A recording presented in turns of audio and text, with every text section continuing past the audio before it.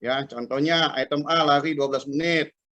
Ya, adik-adik hanya mendapatkan di bawah 41, maka tidak mengikuti ke item B. Ya, sebaliknya item B apabila mendapatkan nilai 0, ya, maka tidak bisa mengikuti ke item berikutnya. Contohnya pull up. Ya, adik-adik 0 nilainya, nggak bisa ngangkat, maka tidak bisa mengikuti ke item sit up. Ya. Nah, kemudian nilai untuk mengikuti item C, item kenang, adalah akumulasi item A dan item B. Ya, apabila NBL masih di bawah 41, maka adik-adik tidak bisa mengikuti item C kenang. Ya. Nah, jadi perlu dipahami, ya. Nanti di lapangan ada tabel nilai. Jadi adik-adik sebelum pelaksanaan, ya, terlebih dahulu mungkin bisa melihat berapa nilai maksimal dan berapa nilai minimal, ya. Diupayakan semuanya adalah nilainya maksimal, ya. Untuk pelaksanaan di item C, ya, adik-adik akan melaksanakan renang dengan jarak 25 meter. Ya, dengan jarak 25 meter. Nah, apabila adik-adik tidak sampai, katakanlah hanya setengah jalan kemudian berhenti, nggak bisa melanjutkan, maka adik-adik dinyatakan tidak memenuhi syarat. Ya, nah, untuk mengikuti pemeriksaan antropometri. Ya,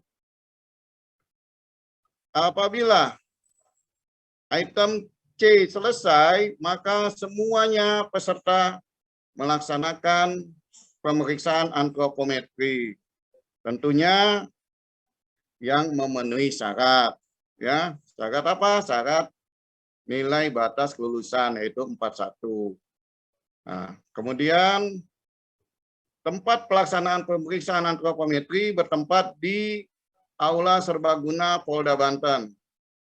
Ya, Aula Serbaguna Polda Banten. Nah, kemudian adik-adik yang perlu ketahui lagi, dalam pelaksanaan kegiatan keselamatan jasmani, ya, menggunakan pakaian baju putih dan celana putih. Ya, kaos putih dan celana putih. Sedangkan sepatu senyamannya saja dan tidak bergerigi. Ya, tidak seperti sepatu bola atau sepatu futsal, itu tidak diperkenalkan. Jadi menggunakan sepatu yang nyaman. Ya. Kemudian untuk pelaksanaan berenang, pakaian renang yang digunakan, ya, adalah betul-betul pakaian renang, bukan pakaian yang seperti adik-adik laksanakan di tempat lain atau berenang di tempat lain, ya. Jelas betul-betul adalah pakaian renang. Untuk wanita silakan menggunakan pakaian renang wanita, ya. Nah, kemudian untuk laki-laki pria menggunakan celana renang pria, ya. Dan menggunakan kacamata, tentunya kacamata renang, ya, menggunakan kacamata renang.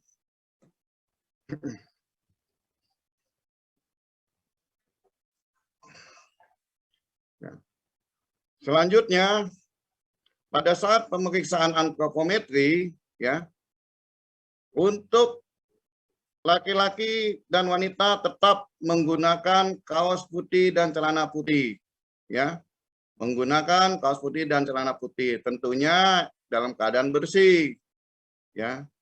Pada saat pemeriksaan khusus laki-laki, nanti pakaiannya dilepaskan, ya, tinggal menggunakan celana dalam saja. Ya, ingat seperti yang telah saya sampaikan sebelumnya, tentunya gunakanlah celana yang bersih.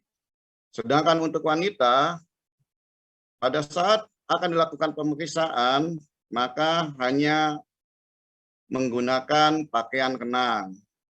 Pakaian kenang yang digunakan adalah yang tidak ada lengannya, kemudian tidak ada roknya, dan pada punggung terbuka, ya, tidak tertutup.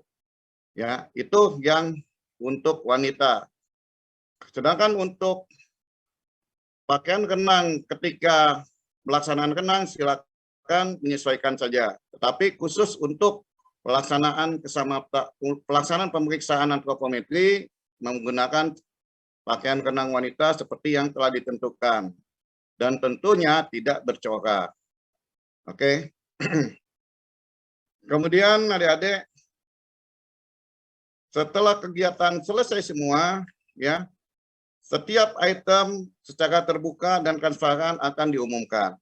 Jadi semuanya dilaksanakan secara transparan dan terbuka, dan adik-adik bisa mengetahui hasil nilai yang telah didapat.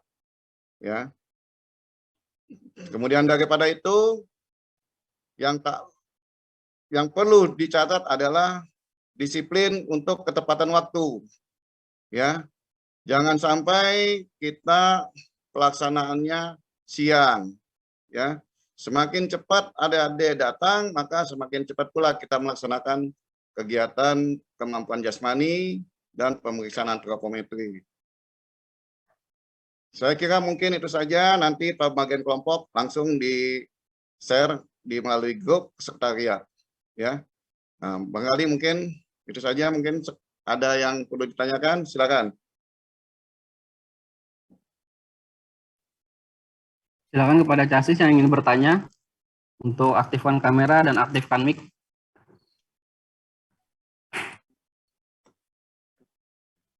Ya, barangkali ada.